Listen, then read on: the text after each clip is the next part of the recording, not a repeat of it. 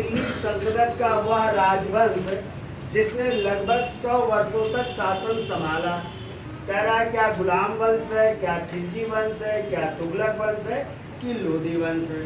तो चलिए चर्चा कर लेते हैं किस वंश ने कितने समय तक शासन किया।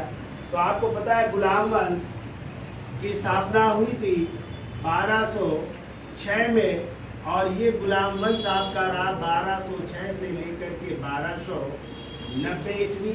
और इस वंश के संस्थापक कौन थे? कुतुबुद्दीन ऐबक। और इस वंश का अंतिम शासक था क्यूमर्स, और इसी क्यूमर्स की हत्या करके जलालुद्दीन फिरोज खिलजी ने खिलजी वंश की स्थापना की। कब? 1290 से लेकर के कब तक? 1320 ईस्वी तक। ठीक है। और इसी वंश के अंतिम शासक मुबारक दिल्ली खुसरो शाह, और उसी की हत्या करके किसने? गयासुद्दीन तुगलक ने एक नया राजवंश स्थापित किया, वो था तुगलक वंश। और तुगलक वंश का टाइम है 1320 से लेकर के 1414। ठीक है। तुगलक वंश के बाद जो है बीच में एक और राजवंश आता है, और वो है आपका सैयद वंश। तो सैयद वंश भी याद रखिएगा। और सैयद वंश का टाइम है 1414 से लेकर के 1451 ईस्वी तक। ठीक है। और इस सैयद वंश के बाद जो है जो अगला वंश आया वो था लोधी वंश। और लोधी वंश का टाइम है 1451 से लेकर के 1526। और इस लोधी वंश के संस्थापक कौन थे? बहलोल लोधी। और इस वंश का अंतिम शासक था इब्राहिम लोधी। और इसी इब्राहिम लोधी को 21 अप्रैल 1526 को किस युद्ध में? पानीपत के प्रथम युद्ध में बाबर पराजित करेगा और एक नया राजवंश स्थापित होगा, वो कहलाएगा मुगल वंश कहलाएगा।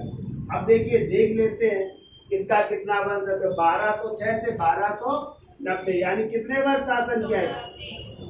84 वर्ष तक शासन किया। फिर आपका है खिलजी वंश, कितने? इन्होंने 30 वर्ष तक शासन किया। फिर तुगलक वंश, इन्होंने 94 वर्ष तक शासन किया। फिर आपका सैयद वंश, तो इन्होंने लगभग 36 या 37 वर्ष तक शासन किया। और सबसे बाद में लोधी वंश कितना?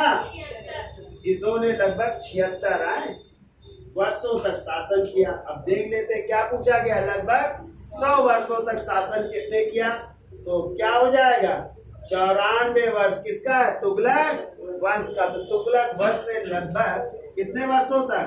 100 वर्ष 94 वर्षों तक शासन किया। और सबसे कम आ जाए तो सबसे कम जिस राजवंश ने शासन किया वो था खिलजी वंश। और खिलजी वंश ने कितने वर्ष? 30 वर्ष तक शासन किया। क्लियर? तो आंसर क्या होगा यहाँ पे? तुगलक वंश। और आ जाए सबसे कम किस राजवंश ने? तो क्या मारोगे? खिलजी वंश मारेंगे। ठीक।